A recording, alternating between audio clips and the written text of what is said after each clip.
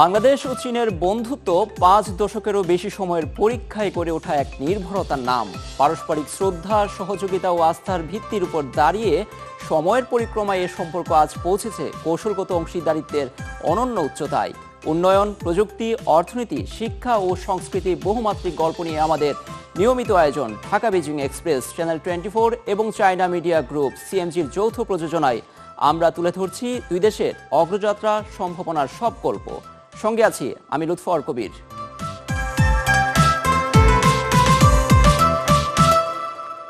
জ্বালানি নিরাপত্তা নিশ্চিতকরণ এবং টেকসই উন্নয়নের বৈশ্বিক চ্যালেঞ্জ মোকাবিলায় পরিবেশ বান্ধব ও আধুনিক প্রযুক্তি নির্ভর খাতের উপর সর্বোচ্চ জোর দিচ্ছে বাংলাদেশ সরকার।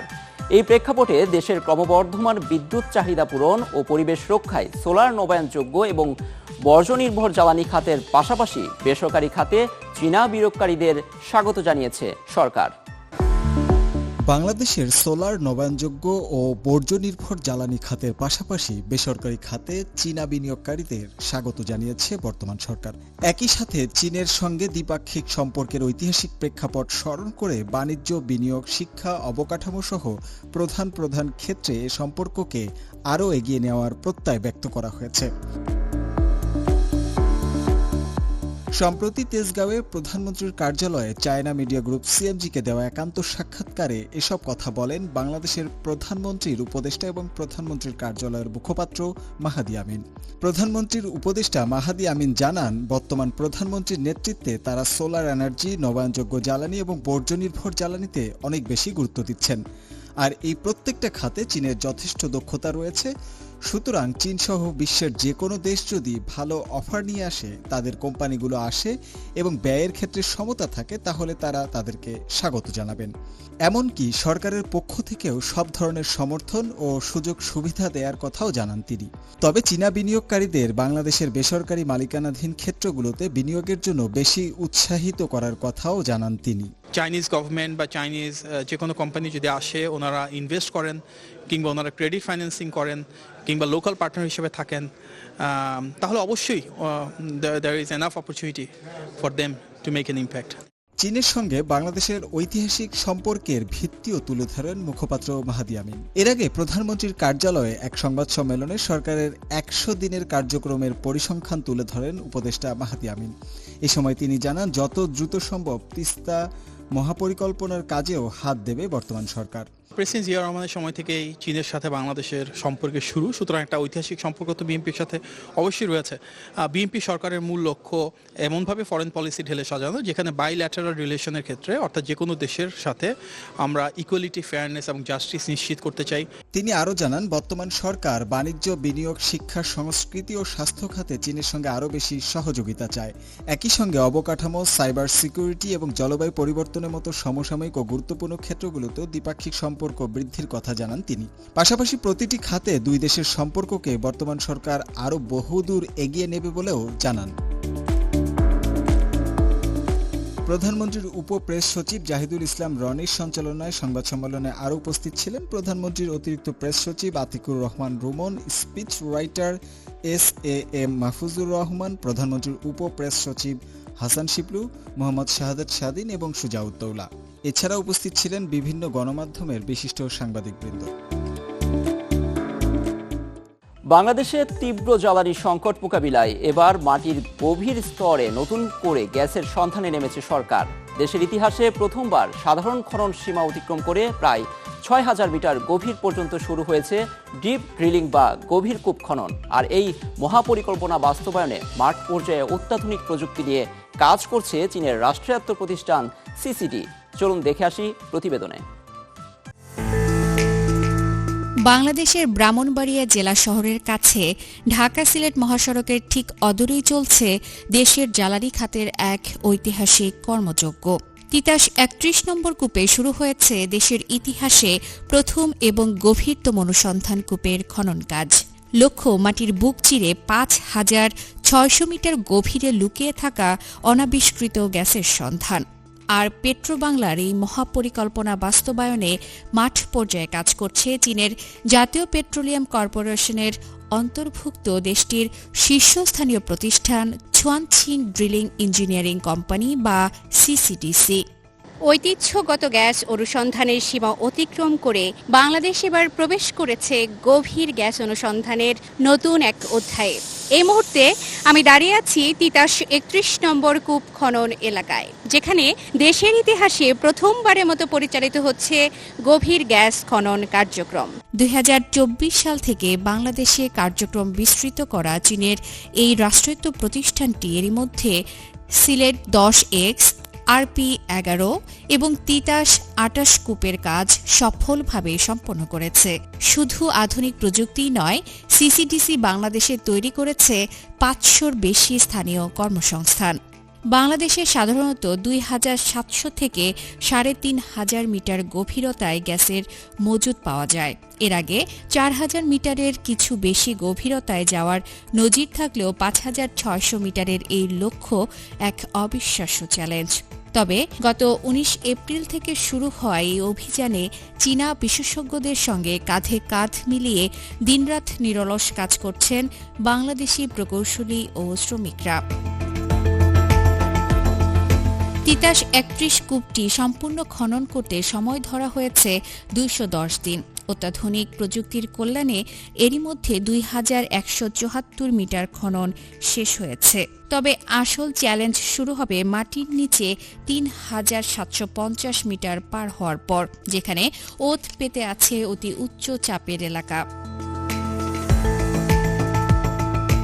এমন উচ্চ চাপ ও উচ্চ তাপমাত্রার চ্যালেঞ্জ মোকাবিলায় সিসিডিসি ব্যবহার করছে বিশ্বমানের আধুনিক প্রযুক্তি, যার মধ্যে রয়েছে ম্যানেজড প্রেসার ড্রিলিং প্রযুক্তি, প্রেসার হোয়াইল ড্রিলিং প্রযুক্তি, হাইড্রোলিক ফ্র্যাকচারিং প্রযুক্তি, ২০০ ডিগ্রি পর্যন্ত তাপ সহনশীল তেল ভিত্তিক ড্রিলিং তরল এবং উচ্চ তাপমাত্রা সহনশীল সিমেন্টিং প্রযুক্তি।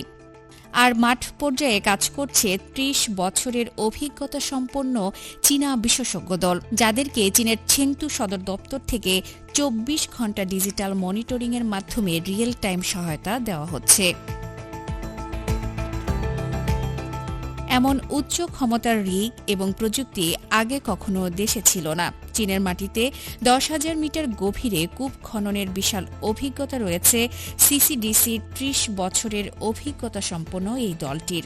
আর সেই অভিজ্ঞতার আলোকেই এখন খনন চলছে বাংলাদেশের মাটিতে। সিসিডিসির দল প্রযুক্তিগত সক্ষমতা বজায় রাখবে এবং সিলেট 10X কূপের সাফল্যকে ভিত্তি হিসেবে ব্যবহার করে তিতাস ৩১ কূপের নিরাপদ ও দক্ষ বাস্তবায়ন নিশ্চিত করবে, যা বাংলাদেশের তেল ও গ্যাস অনুসন্ধান এবং উন্নয়নে আরও বেশি চীনা প্রযুক্তিগত অবদান যুক্ত করবে। অত্যাধুনিক এই ড্রিলিং প্রক্রিয়ায় চীনা বিশেষজ্ঞদের দক্ষতা এবং কাজের অগ্রগতি নিয়ে সন্তোষ প্রকাশ করেছেন প্রকল্প পরিচালক। এবং আমাদের মূল যে ইন্টেনশন হচ্ছে বাংলাদেশের যে গ্যাস প্রাপ্তির যে সম্ভাবনা আছে কিনা এবং আরও ডিপার প্রসপেক্টে কিছু আছে কিনা এটা দেখার, এবং এই কূপটা কমপ্লিট করলে আমরা হয়তো ওই রকম কিছু যদি আমরা ডিসকভার করতে পারি তাহলে দেশের জ্বালানি ক্ষেত্রে অনেক বড় অবদান রাখবে। সংশ্লিষ্টরা আশা করছেন এই খনন কাজ সফল হলে তিতাস ৩১ কূপ থেকে প্রতিদিন প্রায় ১৫ মিলিয়ন ঘনফুট গ্যাস যুক্ত হবে জাতীয় গ্রিডে। আর এই বাংলাদেশ চীন যৌথ প্রচেষ্টা দেশের সামগ্রিক অর্থনীতিতে এক নতুন ও সম্ভাবনাময় দিগন্তের সূচনা করবে, এমনটাই প্রত্যাশা সবার। ঢাকা বেজিং এক্সপ্রেসে নিচ্ছে একটা বিরতি, সাথেই থাকুন।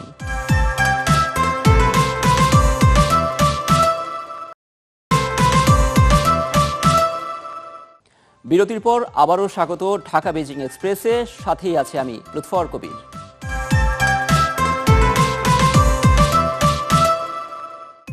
চীনের এক সময়ের দূষণে জর্জরিত পাই ইয়াং তিয়ান জলাভূমি ফিরছে তার আপন রূপে। পরিবেশ সুরক্ষা, উদ্যোগ, আধুনিক প্রযুক্তির ব্যবহার এবং দীর্ঘমেয়াদী পুনরুদ্ধার কর্মসূচির ফলে ফিরছে পাখি, প্রাণ বৈচিত্র্য ও স্বাভাবিক বাস্তুতন্ত্র। ভবিষ্যতের শহর হিসেবে গড়ে ওঠা শিউ আনের প্রাণকেন্দ্রে থাকা এই জলাভূমি এখন পরিবেশ পুনরুদ্ধারের এক সফল বৈশ্বিক উদাহরণ।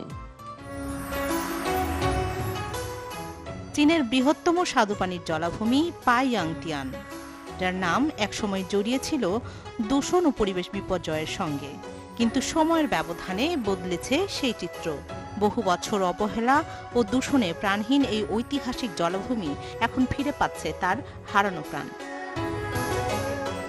বেইজিং এর দক্ষিণে গড়ে ওঠা ভবিষ্যতের নগরী শিয়ং আনের পরিবেশ পুনরুদ্ধার পরিকল্পনার কেন্দ্রবিন্দু এখন পাইয়াংতিয়ান। গেল 5 বছরে ব্যাপক পরিষ্কার অভিযান, পানি পুনঃসংযোগ, দূষণ নিয়ন্ত্রণ ও সংরক্ষণ কার্যক্রমের ফলে এখানকার পানির মান এখন ভালো। বিষয়টি এত সহজেই হয়নি, এর পেছনে ঝরেছে ঘাম। জলাভূমি সংরক্ষণে ব্যবহার করা হচ্ছে অত্যাধুনিক প্রযুক্তি, স্যাটেলাইট রিমোট সেন্সিং, সেন্সরযুক্ত ড্রোন এবং কৃত্রিম বুদ্ধিমত্তা ভিত্তিক পানি পর্যবেক্ষণ ব্যবস্থা সার্বক্ষণিক নজরদারি করছে অঞ্চল জুড়ে। ফলে দ্রুত শনাক্ত করা যাচ্ছে দূষণের উৎস এবং নেওয়া হচ্ছে পদক্ষেপ। আমরা আগের চেয়ে এখন খুব দ্রুত দূষিত এলাকা শনাক্ত করতে পারছি। প্রযুক্তির ব্যবহার পাইয়াংতিয়ানের পানির মান ধরে রাখা এবং দীর্ঘমেয়াদী পরিবেশগত সুরক্ষা নিশ্চিতে এসব গুরুত্বপূর্ণ ভূমিকা রাখছে। পরিবেশ পুনরুদ্ধারের প্রভাব পড়েছে জীববৈচিত্র্যেও। জলাভূমি ও আশপাশের এলাকায় ধীরে ধীরে ফিরে আসছে নানা প্রজাতির বন্যপ্রাণী ও পরিযায়ী পাখি। বিপন্ন প্রজাতির বেয়ার্স, পোচার্ড হাঁসও এখন নিয়মিত দেখা মিলছে এ অঞ্চলে। আমার শৈশবের সেই সুন্দর জলাভূমি যেন আবার ফিরে এসেছে। এত পাখি আর প্রকৃতির সৌন্দর্য দেখে আমি মুগ্ধ। পাইয়াংতিয়ানের এই পুনর্জাগরণ শুধু পরিবেশ সংরক্ষণে চীনের একটি উল্লেখযোগ্য সাফল্যই নয়, বরং আধুনিক নগর উন্নয়ন ও প্রকৃতি সংরক্ষণের মধ্যে ভারসাম্য তৈরির এক অনন্য দৃষ্টান্ত। চীনের প্রযুক্তি খাতে যুক্ত হয়েছে নতুন এক মাইল ফলক। 2025 সালে চীনের বেইতু স্পেস টাইম শিল্পের বাজার মূল্য ছাড়িয়েছে 1.3 ট্রিলিয়ন ইউয়ানে। স্যাটেলাইট ভিত্তিক এই প্রযুক্তি এখন আর শুধু নেভিগেশনের মধ্যে সীমাবদ্ধ নেই। স্মার্ট সিটি ব্যবস্থাপনা, ড্রোন প্রযুক্তি থেকে শুরু করে স্বয়ংচালিত গাড়ির মতো আধুনিক উদ্ভাবনেও এর ব্যবহার ছড়িয়ে পড়ছে দ্রুত। বিস্তারিত প্রতিবেদনে। ক্রমেই বদলে যাচ্ছে চীনের ডিজিটাল অর্থনীতির মানচিত্র।